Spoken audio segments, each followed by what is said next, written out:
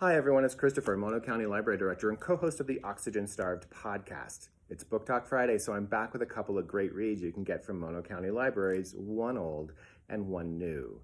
Now, if you listen to the Oxygen Starved podcast, you'll recognize I've talked about this first book before.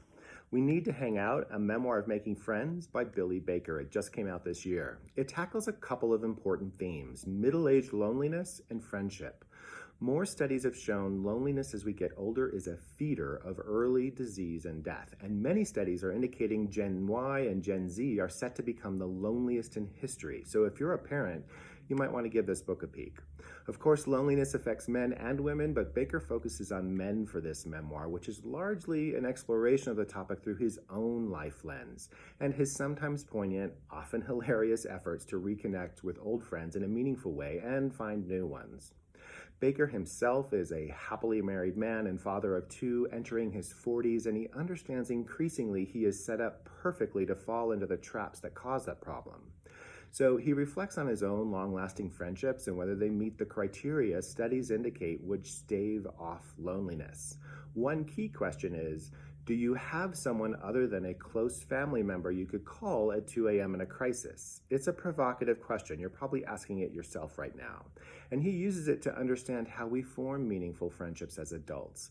He also points out studies that show while women tend to bond with others through conversation and talking, men tend to do so through doing stuff. Sports, fishing, woodworking, gaming, where conversation isn't the main point.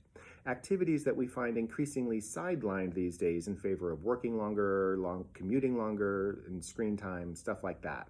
Now, Baker's approach is humorous and self-deprecating, which makes the difficult topic readable, especially for guys. He tries a number of things, just hanging out and driving around with old friends like they used to do in high school, organizing a senior ditch day with his old high school class. He even organizes a trip with old school and college buddies to find hidden treasure near Yellowstone, all dressed as characters from The Goonies, which is probably one of the funnier chapters in this slim book. At the end, though, he's still just a normal husband and father in his 40s, acknowledging that forming and maintaining friendships with other guys isn't easy. But he does arrive at that answer of who he could call at 2 a.m. in a crisis. This is We Need to Hang Out, a memoir of making friends by Billy Baker.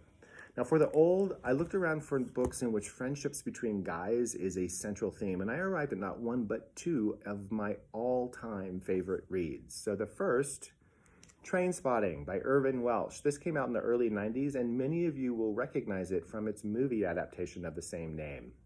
It follows a group of young friends in working-class Edinburgh in the late 80s who are just barely hanging on to themselves and each other as they battle destructive behaviors, drug addiction, petty crime, and violence without a good understanding of how to escape their circle of despair.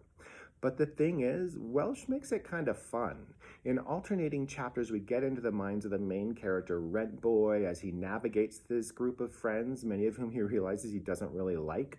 Sick Boy, who sees himself as kind of the punk alter ego of the Scottish actor Sean Connery. Spud, who wears his heart on his sleeve, the most of them. And Begbie, who has some serious anger management issues.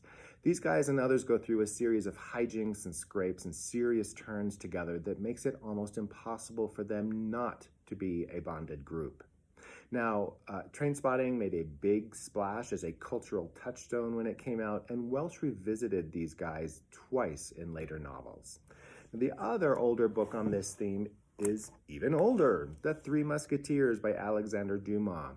This came out in 1844 and is a wonderful example of early historical fiction. Set in the 1600s, in this story we follow D'Artagnan, a young minor French nobleman from the countryside who makes his way to the city to pursue his dream of becoming one of the king's musketeers, the most elite military unit of their day.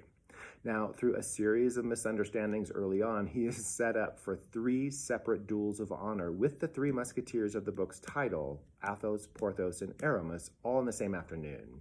The duels are foiled by the enemy camp, the guards of the scheming Cardinal Richelieu, and the swashbuckling, horse chases, plotting, and counterplotting set off apace and never let up. The 3 musketeers, each with their own issues. Athos has a drinking problem, Porthos is strong but kind of dumb, and Aramis struggles between women and his religious calling. They take young D'Artagnan under their wing, and before long they are bonded lifelong friends. I particularly love this book because it is fast-paced and genuinely fun to read even 180 years later.